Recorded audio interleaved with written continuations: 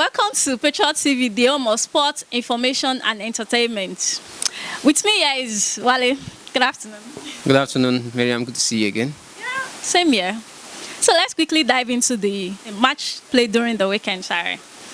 Man City had a narrow escape against Newcastle United at the Etihad Stadium. The game ended 2-1. What do you think about the performance? Well, I think for both teams, they actually played very well. It was obvious both of them were going for it. Manchester City had 2 quick goals thanks to their youngster, O'Reilly. And then Newcastle pulled one back and they kept going for it. However, I felt Newcastle were undone by bad officiating in that match. They had a goal disallowed for offside, in which their player was pushed and Bond was pushed offside by, was it Rodri or someone in the Man City team, pushed him offside.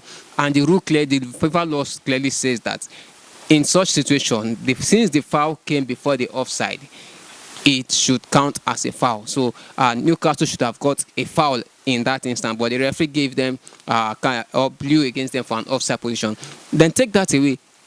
Bernardo Silva was already on a yellow card, and then we saw that tackle.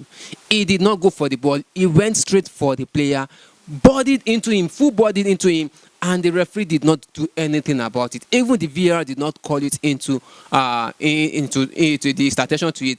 That tackle deserves a straight red card on its own, not talk of even at least a second yellow and a sending off. Now, even in rugby, we saw this in rugby, which is one of the most physical sports you could think of in the world currently, such a tackle is actually outlawed, and such a tackles are actually given the red card. And we saw football, which is not as physical as rugby, they overlooked this. This was a tackle where he didn't go for the ball, he went immediately for the player and could have flatlined the player if he hadn't protected himself at the last moment. That was very bad. So I felt English referees still need to do a lot better. But take away from the referee incident, both teams gave everything to it. And I felt Newcastle were a bit unlucky not to get at least a draw away from it. We saw Man City on gone. And one thing I must say about Man City is that this season they've been different. They've been very different this season. They are not the typical Guardiola team we know who are always full possession. We've seen them now trying to break on the transition, going very fast. We've seen them using a rotating front three. So many in different tactics that they are employing, which are not so much that we see in the typical Guardiola team setup. But it's working for him. So why not? At least for the first half season, he tried his normal. This didn't work. He switched and it's working, which is the most important thing.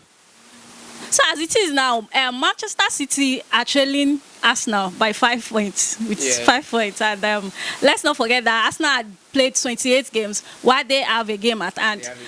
What do you think is going to happen? Because it is looking very dicey right now, and the game is just about to start. We all know how dramatic EPL has been, and we all know how it has been since the arrival of Pep Guardiola in Manchester City. But what do you think is going to happen now? Well, I really don't think what's going to happen. But what I do know is that whatever will happen is going to happen. But here's what I do know. Arsenal have 10 games left. Man City have 11 games left, courtesy of their outstanding game. Now, in these 11 games for Man City, they are still yet to play Tottenham. They are still yet to play Chelsea. And they are still yet to play Aston Villa. These are going to be 3 tough games with teams that are also vying for, top 4 with them, along with them. And so I think it's going to be very important, maybe apart from Tottenham, but Chelsea and you have Aston Villa too. Those are also very important key teams. And of course, they had Newcastle, which they played and they won. It wasn't easy, but they got the game. So those are very important. And also they have Arsenal, not to forget. That will be in April. So they have like 4 major points. But for Arsenal, the only major one they have right now is Chelsea, which is this coming week, and then Man City in April. Then in between, they play a lot of mid-table teams and below lower table teams there. And Arsenal have a good record against those. Of course, those right now in the Premier League, there are no easy teams. We have a lot of potential banana skin games, but Arsenal can actually still win this. They just need to get a run going. Man City obviously are currently on a run now, and they are really building up momentum for themselves. But we are going to see a lot of games. We are going to see a lot of fights. We are going to see a lot of close misses and close shaves and a lot of nail biting, air pulling, call it whatever. You are going to see a lot of that in the running. And of course, there will be games when it won't go your way. It's normal.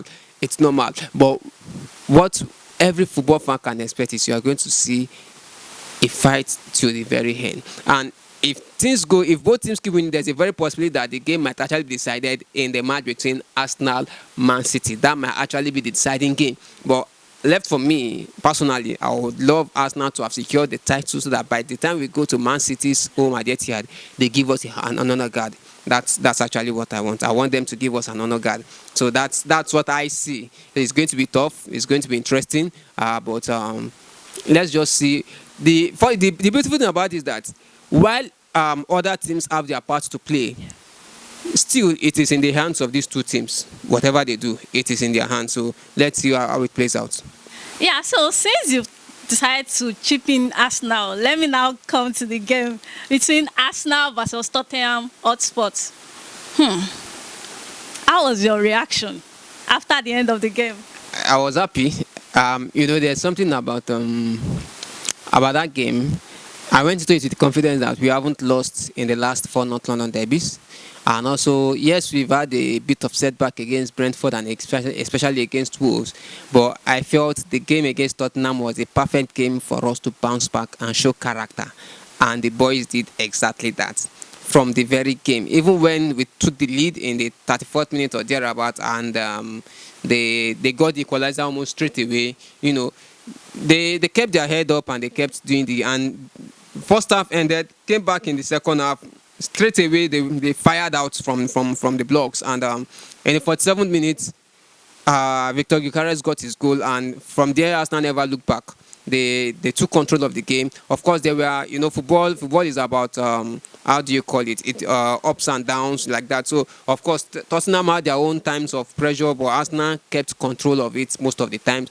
They were able to keep control. They were able to, stop their attacks and defend very well, and then go on the attack on their own. And so I wasn't too worried, so to speak. No, I wasn't too worried. And especially when the goals kept coming by Eberechi, I was just so happy. He seems to enjoy playing against Tottenham. 5 goals in a season against one team in London derby. That's is now the highest in a season. I think before it was he broke this guy's record, Emmanuel Adebayo, who had 4 goals.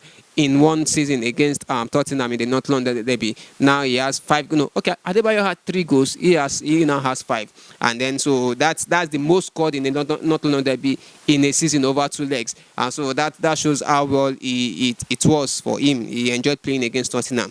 So to me it was a beautiful game. It was tense at some point, but Arsenal weren't too tested, and of course there were moments that came when Tottenham had moments in the game.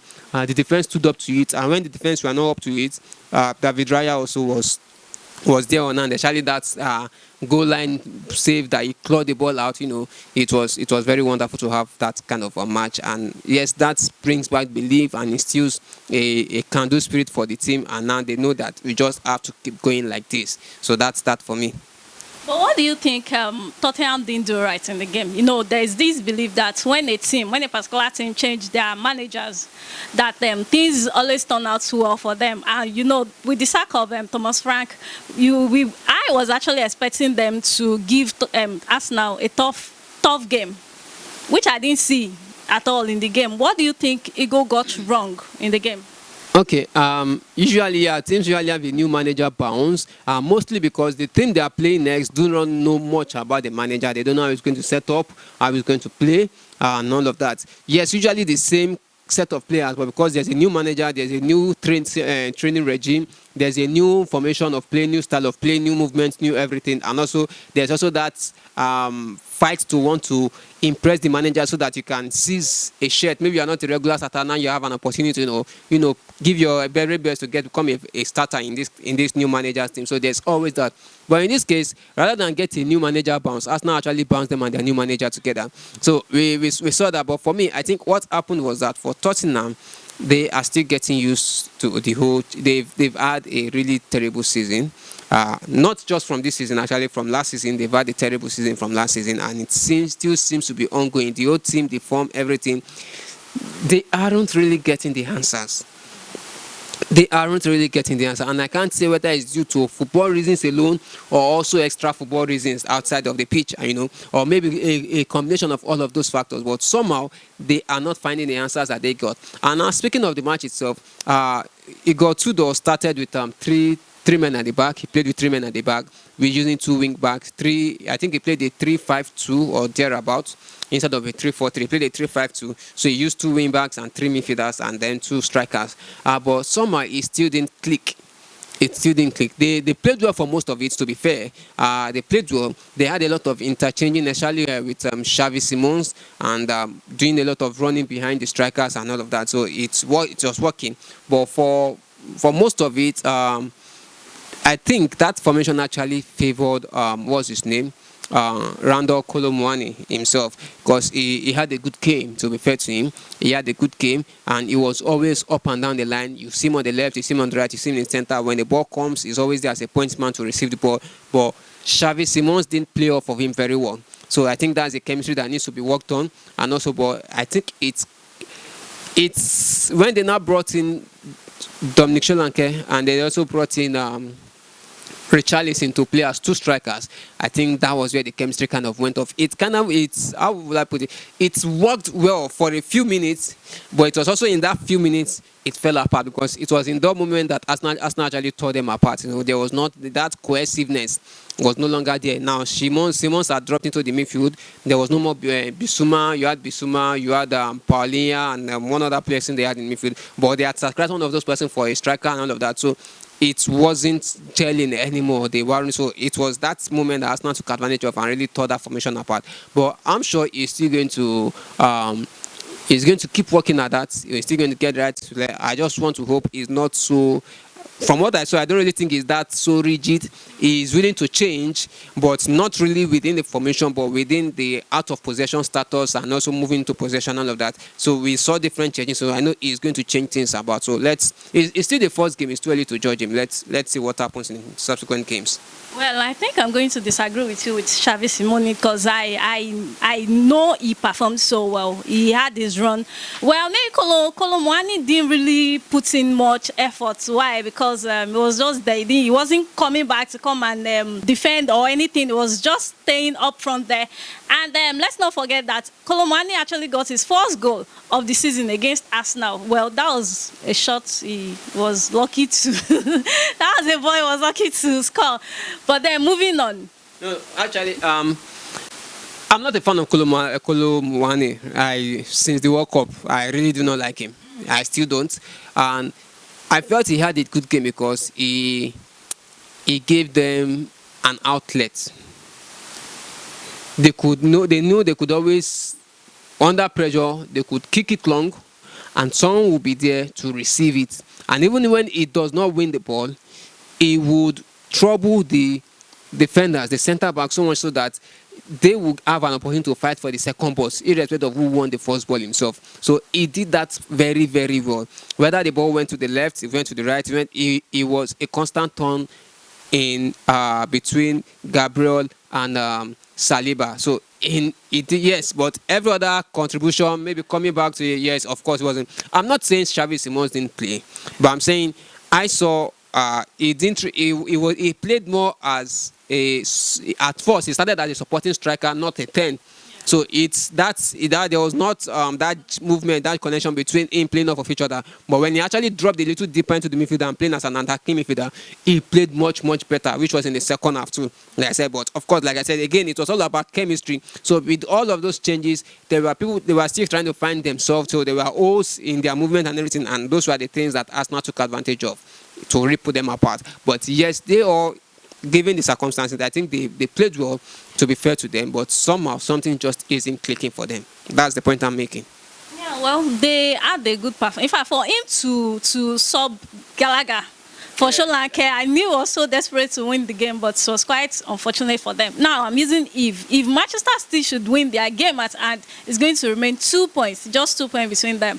What do you think Arsenal need to do? Because do you think Arsenal can win the rest of the game? They have 10 games to go, but do you think they can pull a massive point ahead? They can. 2 seasons ago, Arsenal went like 10 straight games unbeaten. They kept beating everybody straight. They could, they can. And one thing they just need to keep winning, one game at a time. Forget about all the game. When is our next game? Who is our we play with? Focus on that. Win that game, on to the next. Focus on the team, focus on the players, focus on the competition, win that game, move on to the next. Don't be worried about the 10th game or the 12th game. Don't worry about that. Just focus on the game ahead of you. On to the next. That should always be. So whether the result is fine or is not fine, move on to the next. And the good news is that as at now, they still have control of their own destiny. It's still in their hand. They don't need to depend on other teams to do them a favor. They can just only control what is right in front of them. So just keep doing. Win the next game and the next game and the next after that, and see where you are. Yeah. So talking about the next game now, Arsenal is going to play Chelsea at the Emirates, and we both know that Arsenal has played Liam's team twice, where they defeated them massively. Now, do you see that happening all over again? Because that would be Arsenal gave him his 2 loss. This is since he got the appointment. Now he's going to play the same Arsenal again. Do you see Arsenal doing it all over again, or is it going to be a different game entirely? I do see Arsenal doing it again. Yes, Chelsea, Arsenal is going to win at the Emirates. I do see that.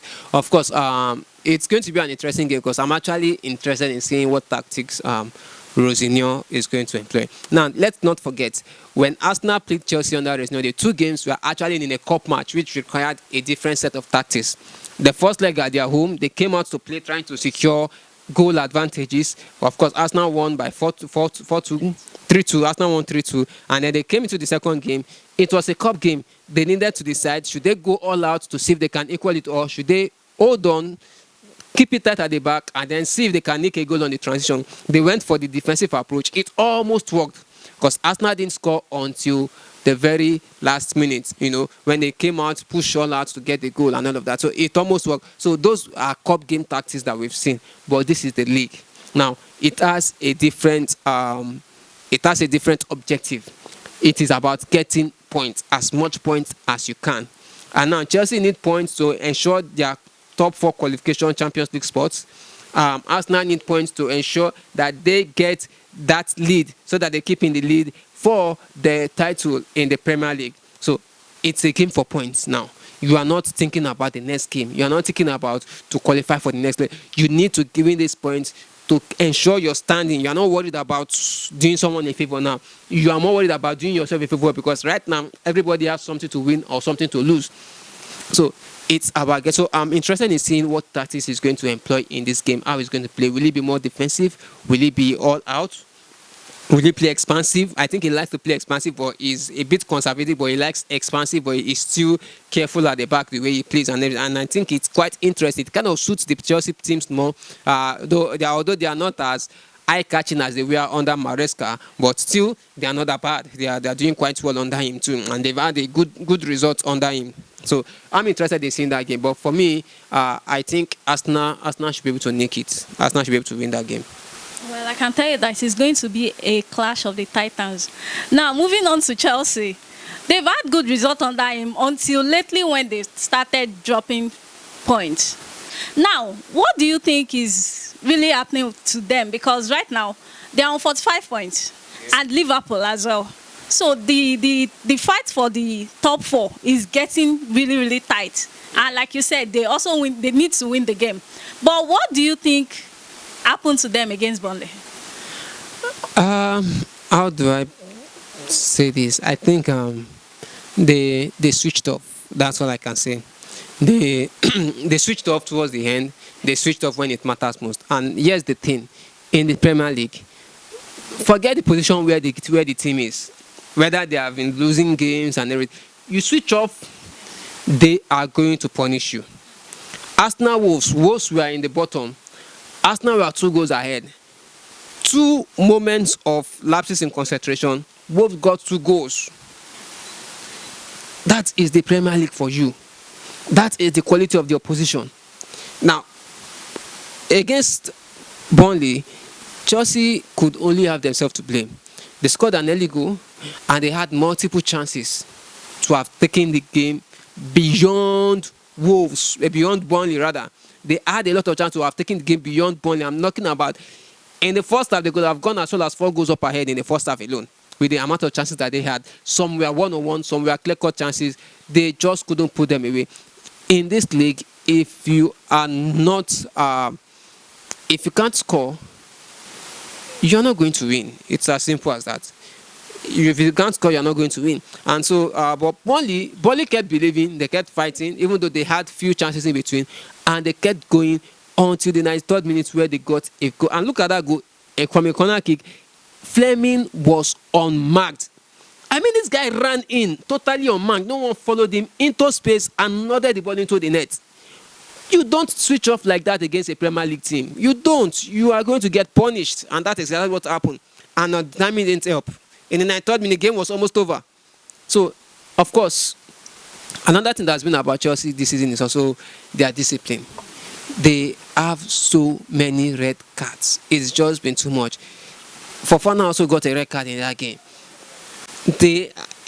In this season, I can't count the number of games they've actually finished with the 11 men on the pitch. They are always losing players due to wrong decisions and tackles and all of that. So they need to work better on that. So those are the things, those are the major reasons why they are in the position where they are today. Because there are games where they could have actually gained the advantage and won. But because they either got a red card or they lost concentration, they drop points. So it's why they have. But then it all makes it interesting. Chelsea, Liverpool, Man U, same points, and I think only one of them can get into top 4 because you already have Arsenal, Man City, and Aston Villa in that sort. So the 3 of them vying for 1 spot. That's I don't know what else to say. So may the best person win. Talking about a 9-minute goal, we saw a 9-minute goal in the game against Liverpool versus Nottingham Forest. Alexis McAllister got 9 minutes, I think it was called 93rd minute of the game, which gave them the 1-0 for them to have the 45 points which they have now. What do you think Slot is doing wrong? It's not so much as what Slot is doing wrong. It's more about what is happening in Liverpool. I really don't know. Of course, last season we saw Slot basically the same thing. But now the only difference is he tweaked the tactics, and of course he's lost some personnel, Luis Diaz and of course Trent. And Trent is one of the most he might be suspect defensively, but when it comes to creating chances and helping the attack and all of that, Trent is one of the best out there. Among world-class players in creating chances and creating opportunities for his team to score. He is at the top of his game in that respect, even for a defender. And so we see a lot of passes come from deep, from which they score. They are missing that. Now the only player they have that can do that is Van Dijk, but Van Dijk doesn't get as much time on the ball to do all of that. So he can't influence the game in that manner. They've lost someone that can do that. They've lost Luis Diaz, who can actually drag them by the balls, and through dribbling one way or the other, create chances, create chaos that leads to chances. And Mohamed Salah is not the Mohamed Salah we used to know because he's playing differently now. Then he used to have a first 9 that creates space for him to run. Now he's playing with 2 out-and-out strikers who also want him to go into that space themselves and score. So he's playing more like a proper winger, and he has had a drop of speed, so he's not that fast. He's still clinical, he can hold the ball, and we're seeing he has actually improved in his creating chances. He does more of creating chances now than scoring goals. And also, so I think he just needs to find a balance between all of this for his team. He just needs to find that balance. But until then, he doesn't seem to be finding it. And I think the problem still has to do with his midfield because he does not have a natural defensive midfielder. Gravenberch has been doing very well in that role, but it's not who he is. It's not who he is. There are some things that are, how do I put it, that are ingratiated into someone as a DM that he doesn't have, that he lacks in that situation. And in moments like that, they get caught out because of that. He has done a great job so far this season, but you also have an Endo who is not really a DM, but plays. So he has, but Endo, even this season, Endo has played more as a centre back due to injuries that they've had than in his own natural position. So all of those things are all factors that occur to it. But I think it's the players more of the players adapting to his own change in tactics. They are no longer playing that style of gang pressing we see under Jurgen Klopp, but something similar but not quite it is what Slot is asking for them, and the players are still trying to adapt to it. So we'll see how it goes for them. Yeah, we'll see how it goes for them. We saw a game between Crystal Palace versus Wolves City, and Wolverhampton Wanderers got a red card, but then Crystal Palace couldn't utilize their chances. They had so many chances in the game, but they couldn't utilize it until Evans was substituted in to get the 1-goal victory that they got to win the match. What do you think about the game? The important thing is that they won the match, and why they couldn't take their chances also obviously meant that Wolves didn't take theirs either. If not, they would have got advantage. But the important thing is whoever gets the goals gets the win, and Crystal Palace were able to get the goal at the end, and that's important for them. So it's a good win for them. They've had a tough season, losing some of their best players, but somehow they've still been able to keep up a good level of performances that they've had. So a good win for them. Brentford 0, Brighton 2. What's your take? For me, that was one of the most surprising matches for me. Actually, I don't really see much difference between Brentford and Brighton, but I was thinking, okay, with the home advantage, you could have tried anything, and with kind of performance they had against Arsenal, but it wasn't. That's the beauty of football. Football is not a straightforward game, and we saw Brighton score 2 wonderful goals and take the win. It's as good as that for them. So moving on, Sunderland 1, Fulham 3. That was one of the best games I saw this weekend, and I was actually expecting to see a more boisterous Sunderland playing at home, but I couldn't see that level of strength and character that they displayed over the season. But they did give a good account of themselves. But Fulham has been a bit disappointing for me this season. I actually expected a lot more for them. I expected them to be at least within the top 6 this season with their performance they had last season. But this season has not really gone according to the script for them. But they showed again that they actually have the players and the quality to be among the top 6 teams in the league this season, because they easily dispatched Sunderland. Good, beautiful goals. All 3 goals were awesome, and it will be with a goal and assist. Harry Wilson also with an assist, and I don't know what Fulham is looking at, but they can't afford to lose a player like Harry Wilson on a free transfer. Whatever is stopping that contract negotiation, they need to find a way around it and get him to commit, because he's actually young, he's getting into his prime, he's skillful, he has a lot of things to offer any team in the Premier League, so they shouldn't let him go that way. But also, I also saw Oscar Bob coming in, playing, and showing his maturity and all of that, contributing. So Fulham they have the players. There is Kevin. There's also Chukwueze who didn't play at all in this game. So they have that quality. They have the players. They have numbers. They have the quality. I expect more from them in the coming games. Moving to the last game of the weekend, West Ham 0, Bournemouth 0.